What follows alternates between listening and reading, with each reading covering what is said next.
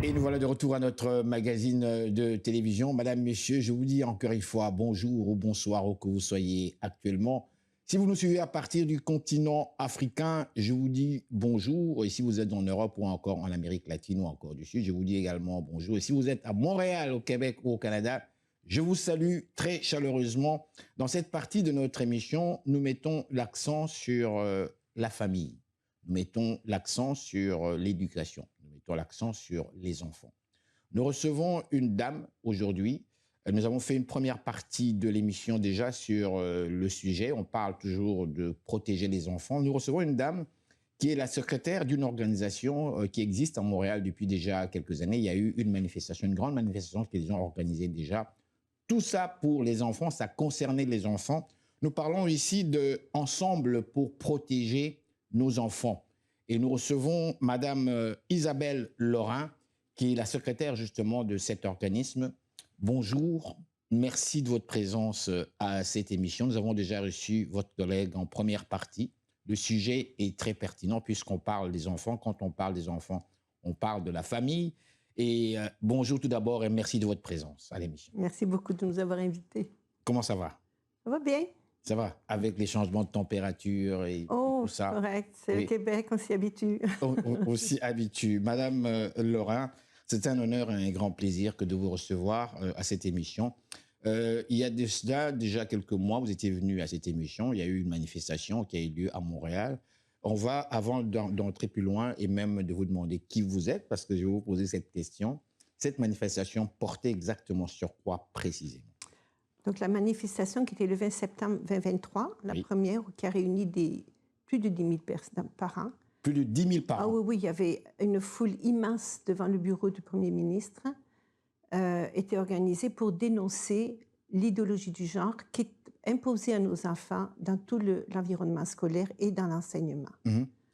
Vous dénonciez, en fait, selon vous, l'idéologie du genre, je le précise, et selon vous, qui a été imposée, on dit bien imposée, donc ça veut dire que les parents n'ont pas été consultés pour cela. C'est bien ça? Non, elle est imposée, depuis septembre 2025, elle est obligatoire. Et les parents n'ont même pas le droit de dire « je ne veux pas que mon enfant participe ». Elle est imposée dans l'environnement, mais aussi dans l'enseignement. D'accord. Avant d'aller plus loin, j'avais une autre question. C'était, quelle est votre compréhension comment dirais-je, de cette imposition? Comment est-ce que vous comprenez cela? Mais gardez cette question. Je vais revenir à vous. Qui êtes-vous, précisément? Je suis maman de 6 grands-enfants, grand-maman de 6 autres. La plus grande, il y a 9 ans. J'ai un de mes fils qui fait l'école à la maison, donc les enfants échappent à cette idéologie. Et puis, votre fils enseigne ses enfants à la maison? Oui, j'ai des enfants qui font l'école à la maison et puis des petits-enfants, mais qui vont à l'école comme tous les autres. D'accord. Et vous, qu'est-ce qui vous a motivé à vouloir, en fait, vous réveiller, avant même de vous réveiller, à vous poser cette question, mais je ne suis pas d'accord. Par rapport à quoi précisément? Quand on parle de l'idéologie du genre, quelle est votre compréhension, madame? L'idéologie du genre, c'est une fausseté. Selon vous? Parce que ceux qui l'affirment, pour eux, c'est pas faux. Alors, on veut connaître à vous votre point de vue. Oui. D'accord. Un enfant va naître, et même depuis sa conception, l'enfant est garçon ou fille. Il va devenir homme ou femme. Physiquement et biologiquement? Physiquement, biologiquement, il n'y a pas autre chose.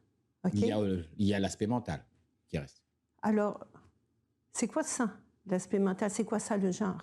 Non, je ne parle pas du genre. Ce dont je parle ici, de ce qu'on a, le contenu dans le cerveau. Comment est-ce qu'on se sent? Comment est-ce qu'on peut réfléchir en tant qu'humain? Nous ne sommes pas des robots, nous sommes des humains. Étant des humains, nous avons des éléments. On a l'élément physique que nous voyons, mais on a également l'interne que l'on ne voit pas. Alors, il y a des hommes, des femmes, des garçons, des filles. Il y a des garçons qui ont des aspects peut-être plus féminins. Il y a des filles qui ont peut-être des aspects plus masculins. Moi-même, j'étais ce qu'on appelait un garçon manqué à l'époque. Je faisais du judo, je me battais, je faisais du vélo, j'étais dans les sports. Et puis, j'aurais grandi aujourd'hui. On m'est rentré dans un stéréotype, on m'aurait dit, toi, tu es sûrement un garçon. Mais je suis une femme et je suis une fille. Et heureusement que je n'ai pas eu ça sur mon chemin pour me faire dire que peut-être que j'étais un garçon, parce que j'ai des aspects peut-être plus masculins dans ma féminité. Et il y a des garçons qui ont des aspects plus féminins. Mais ça ne fait pas de des filles, et ça ne faisait pas de moi un garçon. On reste garçon ou fille. Il y a peut-être certains garçons qui vont vouloir, ou hommes, garçons non, mais des hommes qui vont peut-être vouloir à un moment donné décider de s'habiller en femme, qu'ils en fassent ce qu'ils veulent, mais il reste des hommes. Et une femme qui voudrait avoir un comportement plus masculin, elle reste une femme. Okay? Dans les sports, il reste homme ou femme. Dans la réalité de la vie, il reste homme ou femme. Dans ce qui reste la conception de la génération future, il reste homme ou femme. Il n'y a aucun changement physique, biologique, quel qu'il soit, qui peut faire qu'ils ne resteront pas XX ou XY. Un individu est homme ou femme. Et cette idée qu'on peut être autre chose qu'un homme ou une femme, c'est une fausseté. Ça n'existe pas. Il y a peut-être sur le plan social, mais il y a une chose qui revient, c'est depuis des années, les féministes ont travaillé tellement fort pour qu'on arrête avec les stéréotypes. Okay? On parle d'un livre qui est imposé à nos enfants à la maternelle, ça s'appelle L'histoire de Sam. L'histoire de Sam. Oui, vous avez vu ça? C'est la petite fille qui aime jouer avec un camion. Alors, elle est sûrement un garçon. Au début, elle a les cheveux longs, elle joue avec un camion. À la fin, elle a coupé ses cheveux. Ses parents sont les meilleurs parents du monde parce qu'ils ont accepté qu'elle était un garçon. Pourquoi? Parce qu'elle aimait jouer avec des camions. Je ne sais pas si vous avez des enfants. Moi, j'en ai vu. J'ai des enfants et j'ai des petits-enfants également. Vous avez... Les petites filles aiment jouer avec les camions aussi, peut-être pas autant que les garçons, mais ça dépend lesquels. Moi, j'ai un garçon qui aimait jouer avec les Barbies. Aujourd'hui, il est homme, marié. Il est homme, c'est pas parce que plus jeune il aimait jouer avec les Barbies que ça fait de lui une fille. Malheureusement, si aujourd'hui un garçon exprimait son désir de jouer avec des Barbies, de les habiller, de les déshabiller, on dirait de lui, c'est sûrement une fille. Et on l'encouragerait à penser qu'il est une fille. Non, il reste un garçon. En fait, à bien vous entendre, sincèrement, vous n'êtes pas du tout d'accord, vous l'avez dit, avec cette histoire d'idéologie du genre, parce que selon vous, c'est une fausseté. Oui. Est-ce que c'est seulement une fausseté? Mais j'irai plus loin. Comment expliquez-vous justement le fait que ça prenne de l'ampleur de plus en plus au Canada, particulièrement, en Europe aussi? On a remarqué qu'aux États-Unis, Donald Trump a dit non à ça, pour des raisons, on suppose, religieuses aussi, et même là, on peut s'interroger. Mais si je vous ai bien saisi, vous êtes en désaccord totalement, raison pour laquelle l'organisme existe ensemble, parce que pour vous, il faut protéger vos enfants. Oui. Vous voulez protéger vos enfants. Les protéger de quoi? Protéger tous les enfants d'une fausse idéologie, d'un enseignement qui est faux. OK, on va vous parler de l'aspect mental. Alors, on peut le prendre sur l'aspect mental. Il y en a qui disent, bon, j'ai défendu ça. Allez-y. Maintenant, il y en a d'autres qui vont dire, mais peut-être que l'enfant est né dans le mauvais corps. Il y a différentes façons de définir le genre. J'ai déjà entendu cette phrase. Vous avez entendu ça? Oui. Alors, c'est quoi maintenant? On enseigne aux enfants la réincarnation? C'est quoi cette idée que quelqu'un est né dans le corps de quelqu'un d'autre? Vous ne croyez pas dans cela? Vous ne croyez pas dans cela? Est-ce que c'est la place à l'école d'enseigner que peut-être il y a un esprit qui a pris la place dans un corps? Est-ce que l'école, c'est la place pour enseigner une idéologie ou une forme de religion? Mais où est-ce qu'on peut enseigner cela si on ne peut pas l'enseigner à l'école? Tout ce qui est au niveau... Les parents sont les premiers éducateurs des enfants. Tout ce qui est valeur, tout ce qui est spiritualité, tout ce qui est spirituel ou non spiritualité, c'est à la maison que ça revient, c'est aux parents que ça revient. Donc, selon vous, les gouvernements ont mis de côté, comment dirais-je, le rôle même des Absolument. parents dans l'éducation de leurs enfants. C'est bien ça Absolument. la base. Et non seulement ils s'imposent à la place des parents pour enseigner les enfants. Ici au Québec, parce que je comprends que l'émission s'entend partout, j'ai plusieurs réponses à vous donner. Mais oui. Ici au Québec, si votre enfant va à l'école, on lui enseigne quelque chose, le parent n'a pas le droit de dire non, je ne veux pas qu'on enseigne ça à mon enfant, je veux le retirer de la classe pendant ce temps-là. Il n'a pas le droit de le faire. Par exemple, il y a des parents qui nous suivent attentivement. Oui. Donnez-nous un exemple précis. Bon. Dans un cours. Quel cours? Le cours de CCQ. C'est en fait dans le cours de culture citoyenneté québécoise. Culture, citoyenneté québécoise. Et ça se donne à quel niveau? Ça se donne à tous les niveaux.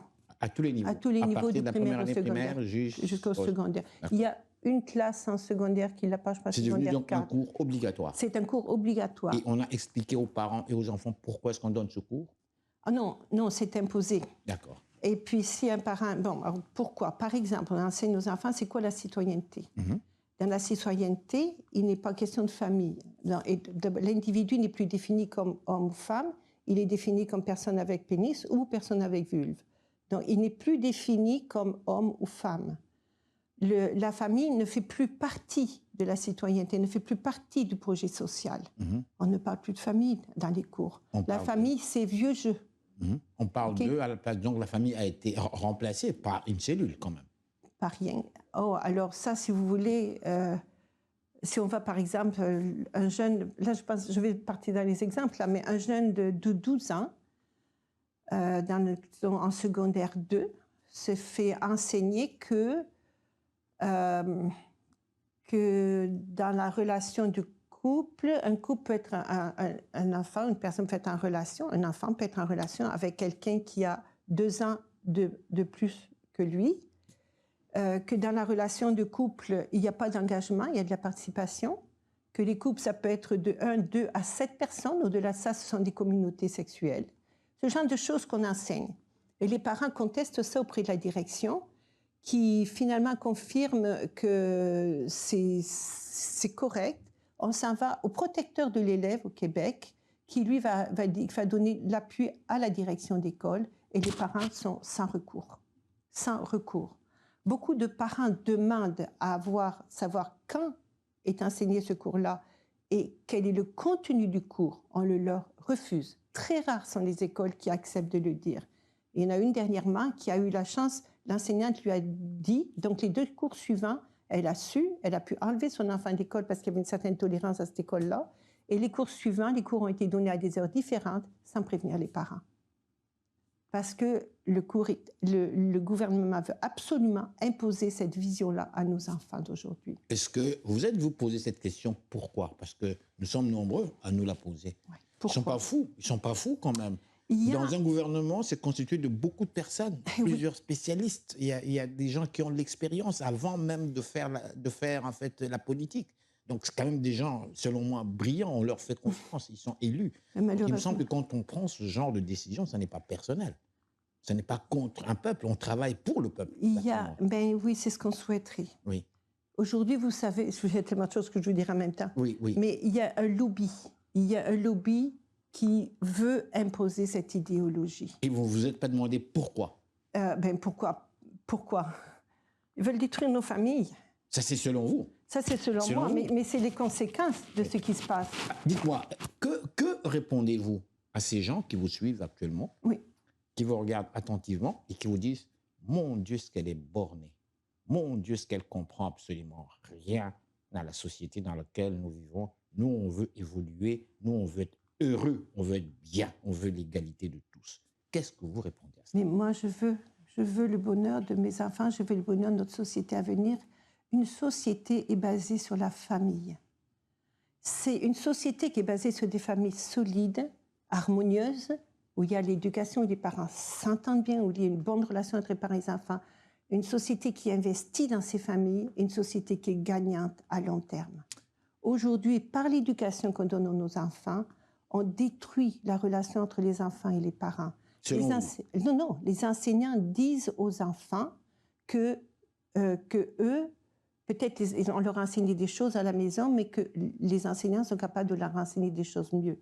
J'ai fait beaucoup de promotions dans la rue, tout ça pour promouvoir notre idéologie puis la manifestation, rencontrer des dizaines et dizaines de parents qui reviennent me dire bravo, continuez, merci. Et j'ai rencontré 2 enseignants. Un premier enseignant m'a expliqué, mais madame, il faut enseigner ça aux enfants. Et il dit, moi j'enseigne aux enfants que le milieu le plus dangereux où grandir, c'est la famille. La famille? Oui. La famille est très dangereuse. Il enseigne aux enfants, sur la base de statistiques, que c'est dans la famille que c'est le plus dangereux d'élever un enfant. Oui. Et ils vous ont expliqué pourquoi c'est dangereux. Alors, oui, les statistiques sont basées sur le fait que c'est dans la famille qu'il y a le plus d'enfants qui sont abusés. L'enfant abusé est abusé le plus souvent dans sa famille. C'est certain que c'est là que sont les enfants. Mais avec cette mentalité-là, ils en arrivent à enseigner l'enfant que la famille est le lieu le plus dangereux où grandir. Plus tard, dans cette même journée, j'ai rencontré un autre enseignant qui me dit « Mais non, moi j'enseigne de genre. » J'ai expliqué un peu mon point de vue. Et je lui ai dit « Mais vous vous rendez compte qu'il y a même un enseignant qui m'a dit que le milieu le plus dangereux pour élever un enfant, c'est la famille. » Il me dit « Mais oui, c'est ça. » Ah bon? Lui aussi était convaincu? Et lui aussi était convaincu de ça. OK? Donc, c'est idéologique. Ce n'est pas une théorie, c'est une idéologie qui n'est pas basée sur une compréhension de la vie qui est scientifiquement déposée. Ce que je voulais dire aussi tout à l'heure, j'aurais vraiment voulu qu'au lieu que ce soit moi, que ce soit un psychologue, un sociologue, un docteur en droit, un enseignant ou un directeur d'école, on en connaît plein qui sont mal à l'aise avec cette idéologie-là. Mais qui n'osent pas le dire. Ils n'osent pas le dire. Pourquoi? On est dans une... Parce qu'ils vont perdre leur emploi. À ce point-là? Ah, absolument. Vous avez entendu parler de Madame Robert. Elle a perdu son... Madame Robert. Elle a été... On l'a enlevée Elle ne peut plus faire sa profession de psychologue en tant que psychologue. Elle n'est plus reconnue maintenant parce qu'elle a osé dire. Madame Robert, elle est psychologue, c'est ça? Oui. Vous n'avez pas son nom au complet par hasard? Madame, d'accord. c'était très connue au Québec. Elle était au début du fondement de l'éducation à la sexualité au Québec. Elle a perdu donc son nom. Elle a perdu son titre de psychologue. Alors maintenant, elle s'appelle autre chose et puis elle continue. Oui. Elle continue parce qu'elle a osé dire qu'elle était contre l'idéologie du genre, contre l'enseignement de cette idéologie-là. J'ai une amie, là il faut que je fasse attention parce que j'en connais des fois mes amis, mais on lui a dit si tu continues à t'impliquer avec ça, tu n'auras pas l'avancement que tu attends. On en connaît plein, des psychologues, des gens, je connais plein d'enseignants, je connais des directions d'école qui sont en désaccord. Le directeur d'école, ses enseignants viennent le voir, mais je ne peux pas enseigner ça aux enfants, c'est complètement à l'accord de mes valeurs. Et il me dit, moi, la seule chose que je peux leur dire aux enseignants, c'est que vous devez le faire. Comme directeur d'école, il est obligé. Il y a une dictature de la peur en ce moment par rapport à cette idéologie. Une dictature de la peur. Oui, c'est dur, hein, mais c'est ce que je pense. Les gens ont peur de s'exprimer. Les gens ont peur de lire. On a fait une manifestation. Okay? On en a fait la plus grosse, c'était en 2023. On en a refait une tous les 20 septembre. Ma belle-fille est venue avec ses enfants. Quand elle a vu la violence du groupe qui s'opposait à nous, elle a fait demi-tour. La dernière manifestation qu'on a faite était des regroupements je pense que je ne peux pas nommer les gens, qui nous ont dit, écoutez, moi, tous mes collègues ont des jeunes enfants, je suis enceinte moi-même, on ne peut pas se présenter. Donc les gens ne peuvent pas se présenter par la peur de la violence des autres, ne peuvent pas se présenter par la peur de perdre leur emploi. C'est une idéologie qui est en train qui envahit nos écoles. Nos enfants sont pris en tenaille. En tenaille, pas le mot que je cherche, sont pris en otage. Nos familles sont prises en otage. Et la société est prise en otage. Et personne ne réagit.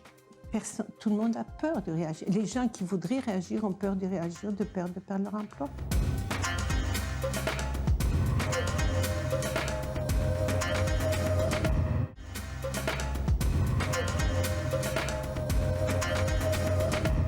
Est-ce qu'on ne s'en va pas vers ce monde-là? Quand je regarde, je veux sortir un peu de notre cadre, je regarde les États-Unis, je regarde la statue de la liberté, le pays de la liberté. On a peur de parler. On a peur de parler. C'est quand même pas le Canada, c'est quand même pas le Québec que nous avons connu, le pays de la liberté où on peut s'exprimer. C'est triste qu'on en arrive là. Et puis on devait être plus polarisé. Mais je voudrais vous donner aussi des exemples, parce que comme il y a des parents qui nous écoutent, je vais donner des exemples. Oui. Dans des gens que je connais à 2 degrés là, je connais l'oncle de la petite fille dont je vais parler, je connais l'ami de la maman dont je vais parler, et puis il y a tous ceux que EPPNE entendent. Mais c'est en septembre, ma petite fille de 9 ans qui rentre à la maison et qui dit « Ah, je suis un garçon à partir de maintenant. » Les parents, qu'est-ce que tu nous racontes là? Oui, je suis un garçon, je suis plus Jeanne, je suis Jean. Et je veux qu'on m'appelle Jean. Les parents vont à l'école Et la direction d'école dit aux parents, mais vous devez accompagner votre enfant. Votre enfant, c'est auto-diagnostiqué. Et là, c'est l'autre affaire dont je pourrais reparler. Mais le parent, on lui dit, si vous êtes un bon parent, vous devez accompagner votre enfant, sinon il risque de se suicider. OK? Et donc, les parents, tellement ils n'ont pas le choix, c'est d'accompagner l'enfant. Et au moins là, parce qu'il a encore 9 ans, les parents sont avertis, les parents le savent, l'enfant l'a dénoncé à la maison, les parents essayent d'accompagner. Cet enfant-là a pris plusieurs mois à réaliser qu'il faisait fausse route. Il a pris plusieurs mois à réaliser qu'il faisait fausse route. Oui. Il faisait fausse route. L'enfant, cette petite fille, éventuellement, a réalisé qu'elle était petite fille. Elle s'est rendue compte d'elle-même. Exactement. Il n'y a pas eu d'influence. Les parents ne lui ont pas parlé. Non, pas du tout. Sûrement qu'il y a eu l'influence du milieu. Ça, je n'ai pas eu les détails. Oui. Mais je sais qu'avec plusieurs mois, la petite fille a dit, mais non, je suis une petite fille. Mais je vous parle, il y a 2 ans, 3 ans, il y a une dame, sa fille de 13 ans, qui est allée dans un drôle de club. Finalement, elle a décidé d'aller la chercher à son fameux club. La fille rentre dans son auto, 13 ans, pas 14 ans. La gamine lui dit, maman, je suis un garçon maintenant. Cet enfant-là, et puis la maman est allée à l'école, même chose, il faut que vous accompagniez votre enfant. Si vous ne l'accompagnez pas, il risque de le risque. Et puis de toute façon, certains parents se font même dire, si vous n'accompagnez pas votre enfant, il y aura des conséquences. La DPJ peut être à votre porte, vous êtes un mauvais parent. Donc, finalement, ils ont accompagné leur enfant, ils ont fait suivre par des psychologues et tout, ils ont accompagné leur fille qui est devenue un garçon, ils l'ont appelée par son nom de garçon. Vous comprenez que c'était quand même une fille, là. Ils l'ont appelée de son nom de garçon. Et 3 ans plus tard, 2 ans, enfin, cette année, ils l'ont changé d'école. La jeune fille qui a maintenant 15 ans, a commencé à remettre des robes, a commencé à enlever ce qu'elle mettait autour de la poitrine pour montrer qu'elle était un garçon. Et elle se remet dans son identité de fille. Pourquoi faire vivre ça à ses enfants? Et il y a l'autre cas plus dramatique, en fait, d'une jeune fille qui a suivi le même. Ça c'est la maman qui nous a appelés. La jeune fille, à 13 ans, déclare qu'elle est garçon. À 14 ans, reçoit des bloqueurs de puberté, parce qu'à 14 ans, au Québec, on a le droit de recevoir des bloqueurs de puberté. À 16 ans, on se fait enlever les seins. Et à 18 ans, elle réalise qu'elle a fait fausse route. Pardon? Oui. Elle réalise qu'elle a fait fausse route. Alors là, elle réalise qu'en fait, elle est une fille. Pardon? Elle veut de revenir fille, mais elle est toujours fille. Son corps est toujours un corps de femme. Okay? Elle est toujours une femme. Mais on lui a fait croire qu'en se transformant, elle allait devenir un garçon. Mais aujourd'hui, à cause des médicaments, elle a une voix rauque. Le gouvernement a couvert tous les frais jusqu'à ce qu'elle décide qu'elle voulait changer. Et maintenant, il n'y a aucun support financier du gouvernement pour lui refaire des seins, pour lui permettre de revenir comme une femme. Des témoignages comme ça, il y en a beaucoup. Beaucoup. Okay? Et combien de parents se font dire qu'il faut accompagner l'enfant?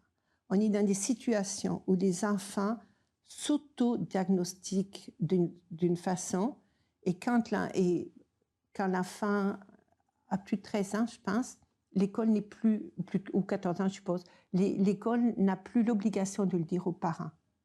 Et il y a une enseignante qui s'est révoltée, parce qu'à l'école, on appelait la jeune fille Jean, puis le jour où je rencontrais les parents, il fallait de nouveau qu'on l'appelle Jeanne auprès des parents. Elle a dit, non, moi, je ne peux pas mentir aux parents. OK? Les enfants, l'école va accompagner des enfants dans un autodiagnostic d'eux-mêmes sans que les parents soient avisés. Ils n'ont pas l'obligation d'aviser les parents. Non, c'est grave ce qui se passe dans nos écoles. Vous savez, je vous écoute, le public vous suit, nous sommes suspendus à vos lèvres, madame. Le temps, malheureusement, passe très vite. Malheureusement, ma dernière question, on va synthétiser. Qu'est-ce qu'on doit retenir? Qu'est-ce qu'on doit retenir de cette conversation, madame? Juste ajouter une petite chose. Oui, dans les pays en Europe, dans les pays d'Europe, pays, la Norvège, les Pays-Bas, l'Angleterre, ces gens-là avaient commencé cette idéologie avant nous. Ils sont revenus, ils ont réalisé qu'ils faisaient fausse route et des lois se sont renversées. Et aujourd'hui, au Québec, on fait la même chose. Donc, qu'est-ce qu'il faut retenir? Pour les parents, exigez des enseignants qu'on vous donne l'horaire et le contenu des cours. Et exigez de retirer votre enfant des cours dans lesquels vous n'êtes pas, pour lesquels vous n'êtes pas d'accord pour l'enseignement. La charte des droits et libertés québécoises, mais la Déclaration des droits de l'homme, toutes les chartes disent que les parents sont les premiers éducateurs de leurs enfants. C'est nous qui avons le rôle de protéger nos enfants. Et ce rôle nous est enlevé. Donc, au nom de ce droit-là, retirez vos enfants de ces cours-là si vous pensez qu'ils sont à l'encontre de vos valeurs. Si vous êtes d'accord avec les valeurs, laissez-les. Ils sont à l'encontre de vos valeurs. Retirez vos enfants de ces cours-là. Allez sur le site de Ensemble pour protéger nos enfants, eppne.ca. Vous allez trouver un modèle de lettre que vous pouvez donner à votre enseignant pour revendiquer le fait que votre enfant, vous êtes le premier éducateur de votre enfant. Quoi d'autre retenir? Dénoncer. Sur le site EPPNE, vous pouvez dénoncer. Si vous n'êtes pas à l'aise de donner votre nom, de pas à l'aise de le faire avec une vidéo, faites-le en cachant votre visage, mais dénoncez, donnez vos témoignages, parlez autour de vous. Il faut que cette